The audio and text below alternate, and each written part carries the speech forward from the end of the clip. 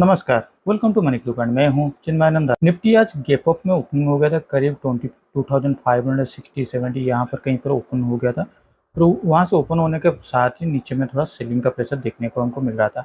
कल का जो क्लोजिंग प्राइस था 22,500 के आसपास कहीं पर, वहाँ पर निफ्टी को आज फिर से सपोर्ट मिला है, क्योंकि क्लोजिंग प्रीवियस डे का क्लोजिंग प्राइस एक सपोर्ट की तरफ काम करता है।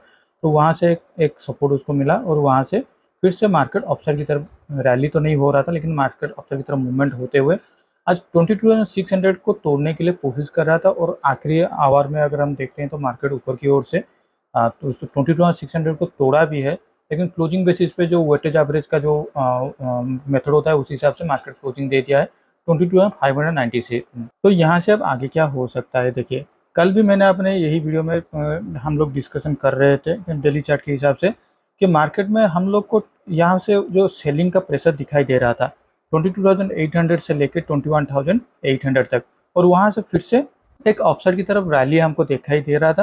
लेकिन यहाँ पे कहीं पर भी मार्केट थोड़ा स्टॉप नहीं हो रहा था। मुझे ऐसा लग रहा था 22,200 के आसपास कहीं पर हॉल्ट लेगा, लेकिन ऐसा नहीं हुआ। लेकिन आज अगर हम देखते हैं 22,500 से लेकर 22,600 तक, इस लेवल के आसपास पे मार्केट कल और आज 2-3 टाइम स्पेंड कर चुके हैं। मेरा अभी यही मानना है कि मार्केट का ये आज का जो डे हाई है करीब 22,620, 630, इसके ऊपर अगर मार्केट जाना शुरू हो जाता है तो मार्केट में 22,700 हम लोग के लिए एक अच्छा खासा नियर टर्म में एक अच्छा खासा टारगेट देखने को हमको मिल सकता है। मैं ऐसे इसलिए बोल रहा हूँ कि मार्केट कल भी गैप डाउन पे ओपन हो गया 22,400 के आसपास। अगर मार्केट को ऊपर की ओर से बढ़ोतरी नहीं चाहिए था तो मार्केट करीब 22,400 के आसपास ही कहीं पर क्लोजिंग दे देता है, या फिर 22 थोड़ा नीचे के टाइम पे आके क्लोजिंग देना चाहिए था, लेकिन ऐसा नहीं हुआ। अभी इस तरह से जो प्राइस एक्शन चल रहा है वो एक ही कैंडल के अंदर ही प्राइस एक्शन समाकर ऊपर की ओर से चल रहा है।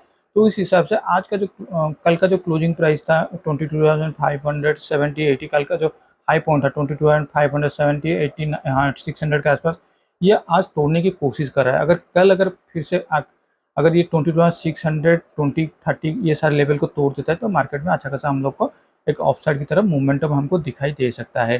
तो 50 मिनट चार्ट पे चलते हैं। 50 मिनट चार्ट पे देखिए ये जो लेवल है 22,500 के आसपास कहीं पर, ये अभी उसके लिए क्रूशियल लेवल या फिर सपोर्ट का लेवल बन जाएगा, और उसके बाद 22,400 उसके लिए सपोर्ट 2 के हिसाब से काम करने वाला है।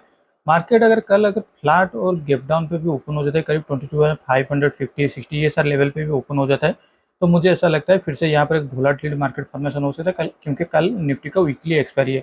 ऊपर की लेवल की ओर से 22,650 और नीचे की ओर से 500, 22,500, इसके अंदर मार्केट वोलेटिलिटी फॉर्मेशन हो सकता है।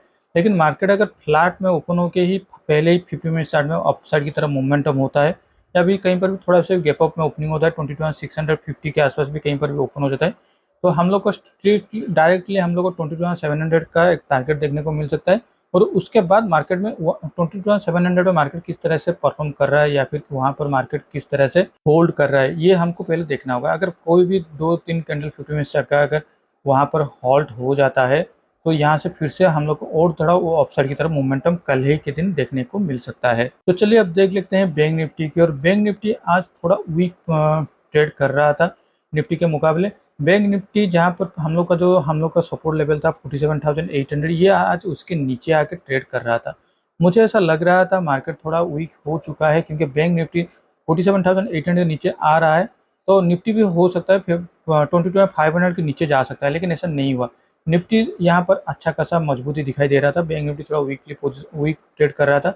आखिरी एक आवर के अंदर यानी 3 बजे के बाद अगर हम देखते हैं तो मार्केट में ये जो उछाल आया है बैंक निफ्टी में, ये 47,800 के ऊपर जाके कहीं पर बैंक निफ्टी क्लोजिंग देने में कामयाबी दे दिया था। लेकिन निफ्टी की तरह बैंक निफ्टी में भी वेटेज एवरेज के हिसाब से 47,780 मतलब 47,800 के आसपास कहीं पर आगे क्लोजिंग दे दिया है। तो यहाँ पर भी सेम सिचुएशन, ये जो उसका जो अभी जो लोअर लेवल था 47,400, ये अभी उसके लिए एक सपोर्ट की तरफ काम करने वाला है।